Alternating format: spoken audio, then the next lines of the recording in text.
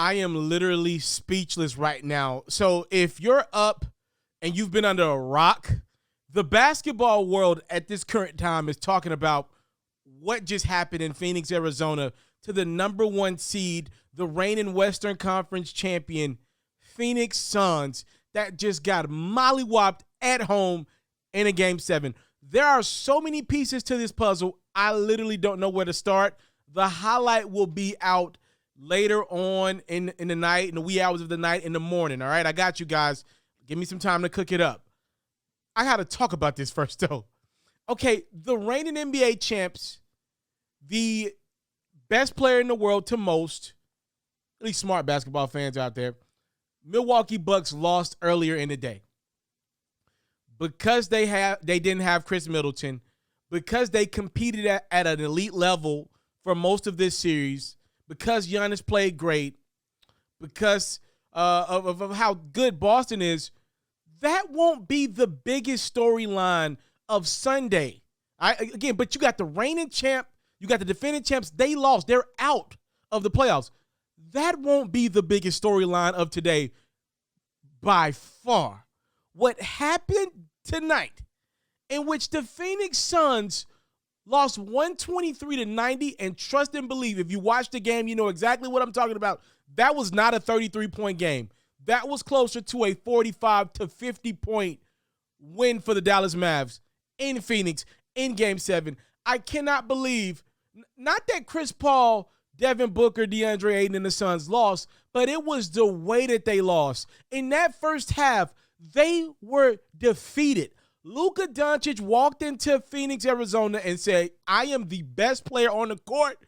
There is nothing that the Hall of Famer first ballot Chris Paul or the young star Devin Booker or the big fella DeAndre Ayton or Jay Crowder, who's a perennial glue guy in this league, Mikal Bridges in the Defensive Player of the Year conversation, there's nothing that any of those guys to do. Monty Williams, Coach of the Year, they got nothing for me. And he played like it. 35 points, 10 rebounds. He could have easily had 60. The reason why he didn't have 60 is because this game was over at halftime. Ladies and gentlemen, the score at the half was 57-27. The Dallas Mavericks were up 30. Even more ridiculous, ladies and gentlemen, the score at the half was Phoenix 27, Luka 27. He went point for point with the Suns, the team that's been number 1 the entire regular season. He went point for point with them. 27 Luka, 27 Phoenix. He got some help from Spencer Dinwiddie and company, which let it be a 30-point lead in favor of Dallas at the half. I am dumbfounded. I am shocked. I feel like I've been bamboozled, ran amok, run astray. Bruh, this is bad. And it's bad on so many different levels. Chris Paul turned 37 in the midst of this series, literally has not been the same player since he turned 37. 10 points. Devin Booker, an abysmal night. Now, he had a pretty good series, just 11 points in Game 7. That's not good enough. Those conversations of him being in the same category conversation of Luka Doncic, to me, for all intents and purposes, are dead. DeAndre Ayton, holy moly. DeAndre Ayton's in a contract year. Had an opportunity to sign an extension with the Suns last offseason. Thought he was worth more. Got to the NBA Finals. Said, I'm going to play this bad boy out on my rookie wage and go get the big bag this offseason. Well, how can you justify paying him that type of money with what just transpired? They didn't get past the second round. And I am not one of these people, but a lot of people were saying this. The only reason why the Suns were able to get to the NBA Finals last year was because of injuries. When you talk about in the first round of the playoffs, Anthony Davis goes down in Game 4. Second round of the playoffs, Jamal Murray is unavailable for the Denver Nuggets. You get to the conference finals, obviously no Kawhi Leonard for the Clippers. It's not their fault that other teams got hurt. Their job is to get to the court. Hell, Chris Paul got hurt in the first round of the playoffs. He duked it out and continued to play through it.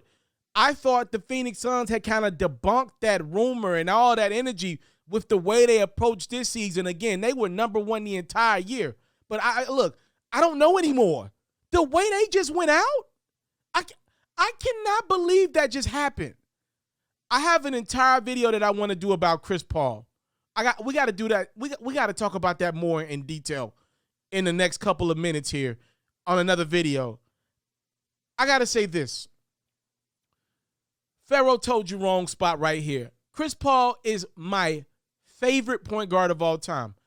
Not greater than Magic Johnson, but he is my favorite point guard of all time. And at times, I have said Chris Paul has best point guard of all time moments, right? Like I've said that.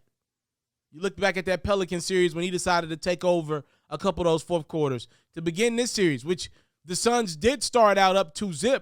He looked fantastic. I got to be real with you guys, man. I got to say this. I can't justify these weird random moments in Chris Paul's career. And I can't explain it. The best I could come up with is this. This is what I got. Chris Paul is looking to strike fear in his opponent. If you allow him to do it, he'll beat you up. Psychologically, he will get in your head and beat you up. Beat up on the coaching staff, the team from 1st to 15 on the roster. He'll do it. But, if you hit back at Chris Paul around game 3-ish, he'll bow down. We cannot ignore the numbers. Ladies and gentlemen, Chris Paul has blown 5 2-zip leads in his career. That's the most in NBA history. Doc Rivers ain't his coach anymore. Monty Williams is his coach, who just won Coach of the Year this year. You ain't finna tell me that dude can't coach. I am the biggest Chris Paul fan you'll find. But I can't act like something went wrong.